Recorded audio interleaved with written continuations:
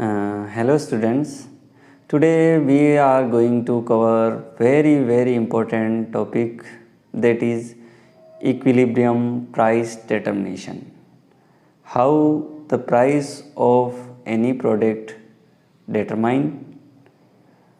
As you know, there are two forces which are responsible in determination of price of any product or service, that is demand and supply.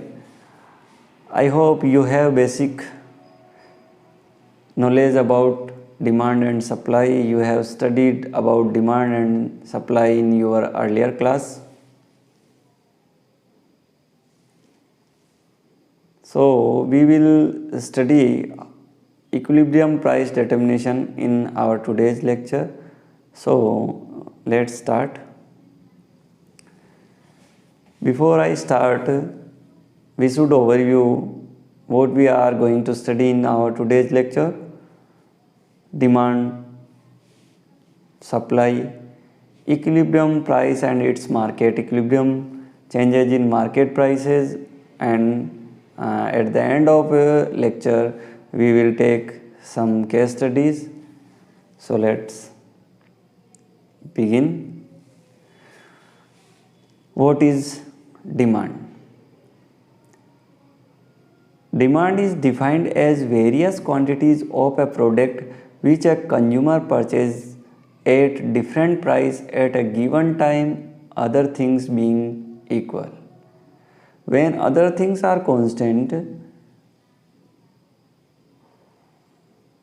a consumer purchases at different price various quantities of a product, that will be known as demand. In economics, demand for a commodity or a service signifies the following. There will be some factors that will signify that it is demand. Desire for a commodity or service. First of all, there should be desire for a commodity or a service, willingness to purchase it, and ability to pay for it. If we have these three factors, then it will be called demand. Otherwise, it will not be called demand. First of all, there should be desire for a commodity or service. You want to buy some commodity or a service. Second, willingness to purchase it. Desire for a commodity is not enough. That will not make demand. There should be willingness to purchase it. You should willing to buy it. And the last one, ability to pay for it. You have desire for a commodity or service. You have willingness to purchase it, but you don't want to pay for it. Then it will not called demand. If you are able to pay for it, or you are ready to sacrifice your resources to buy this, then it will be called demand. Law of demand statement for the law: higher the price, lower the quantity demanded. Lower the price, higher the quantity demanded. Other things remain the same. When other things are constant, at higher price level, lower quantity will be demanded, and lower the price, higher the quantity will be demanded. As we see in any market, whenever we go in market, if there is abundance, then the price level will be lower, and if there is scarcity or there is scarcity of product or services, then price will be high. The law statement inverse relationship between price of a commodity and its quantity demanded. There is inverse relationship between price and demand, quantity demanded, or commodity and its quantity demanded. The law holds under the condition other things remains constant. One thing we should clear in our mind, economic rules are based on some assumptions. So we use when other things remains constant. Now what are those other things? Include determinants other than own price. Other things include determinants other than own price. So what are that determinants? For example, habit of consumer, fashion, interest. These all variables are included in other things, and these things should be remain constant. Only then the law of demand will be implemented. Now we talk about types of demand. There are two types of demand: individual demand and market demand. Demand curve and demand schedule. Monthly demand of Sony Vaio laptops in Noida, UP, India. Here is given a table in which there are two columns. In column 1 price is given, and in column 2 commodity demanded is given. When price is 800, quantity demanded is 200. When price is 1200, quantity demanded is 160, because we know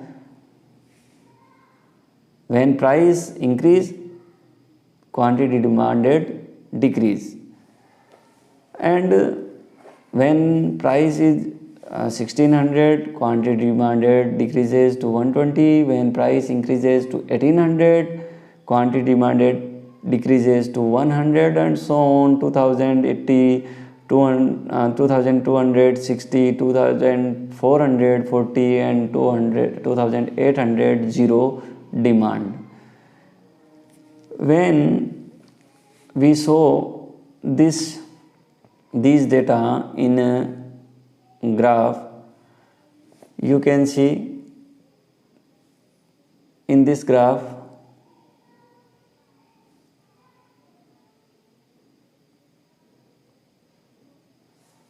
you can see demand curve.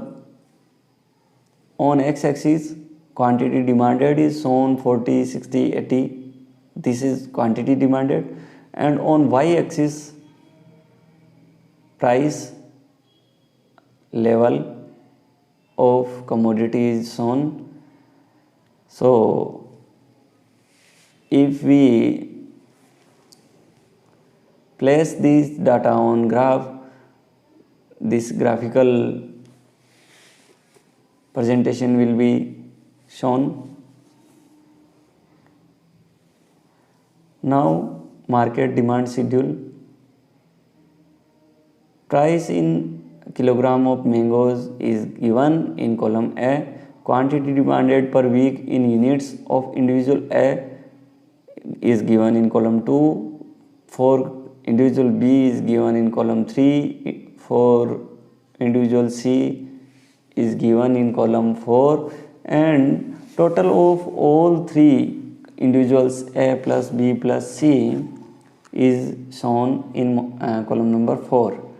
So when price is 60, quantity demanded for individual A is 2, for individual B is 1, and for individual C is 0. So if we talk about A, B and C individual, these will be called individual demand, and when we sum up all these three demands, that is 2 plus 1 plus 0 equal to 3, that will be called market demand. Market demand curve. Individual, here you see black line DB, green line DC, and red line DA. It shows, red line DA shows demand for individual A, green line shows demand for C, and the black line represents demand for individual B. If we sum up DA demand curve A plus demand curve B plus demand curve C, and new demand curve will be emerged, that will be DM. It will be called market demand. DM equal to market demand. Now what is supply? Supply, quantity of commodity offers for sale by the producer at a given price in a given time, that will be called supply. Stock, that quantity of commodity available with the producer at a given time, that will be called stock. Stock and supply are both are different. Stock is not equal to supply. Stock is total quantity of commodity available with the producer at a given time, that is stock. But out of that stock, how much of quantity he want to sell at a given price in a given time, that will be supply. Stock is the basis of determinant of supply. Without stock, supply is not possible. So stock is wider concept and supply is a small concept. Law of supply. Statement of the law: higher the price, higher the quantity supplied; lower the price, lower the quantity supplied. Other things remain the same. When other things are constant, at a higher price level, the seller or producer want to supply more quantity so that he can earn more profit. And at a lower the price, supplier or producer want to supply or want to sell a limited or lower quantity. There is a direct relationship between price of a commodity and its quantity supplied. There is positive relation. As price increase, according to that, supply also increase. The supply curve slopes upward from left to right, while demand curve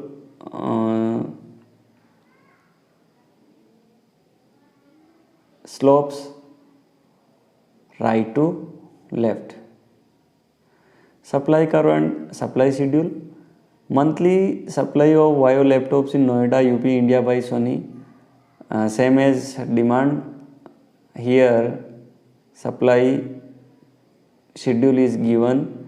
Price of Sony Vaio laptop is given in column A, and quantity supplied is given in column B. When price is 800, the seller or producer didn't want to sell any quantity or zero quantity. When price is 1200, the same stand of supplier, he didn't want to sell any quantity. When prices increases to $1600, then he want to sell only 40 quantity, and thus when price reaches 2800, he want to maximum quantity 160. If we want to show all these data in graph, the graphical presentation will be like this. Quantity supplied is shown on x-axis and price is shown on y-axis. Now, how the equilibrium? Meaning of equilibrium: state in which forces acting in opposite direction are perfectly in balance so that there is no tendency to change, that will be called equilibrium. Equilibrium price: the price at which quantity demanded of a commodity is equal to its quantity supplied, or we can say where QS, quantity supplied, equal to QD, quantity demanded, that will be equilibrium. So how the market equilibrium become? The market of the Vaio laptops in Noida, UP, India. Here is given a table. In column A, price is given; in column B, quantity demanded; and in column C or third, quantity supplied is given. So if you start from row 1, 800 price level, quantity demanded equal to 200, but supply is 0. So there is no equilibrium. in next row, when price is 1200, quantity demanded is 160, but supplied quantity is 0. So observation, when we observe this table, we see at price level of 2000, quantity demanded equal to 80 and quantity supplied also 80. So this will be the equilibrium point. This equilibrium point can be seen in this graph also. Quantity is shown on x-axis and price is shown in y-axis. When price is 40, quantity 40, 60, 80, like this, and where the supply curve and demand curve intersect each other, that will be the point of market equilibrium. Remaining topic will be covered in our next lecture. Thank you so much for watching.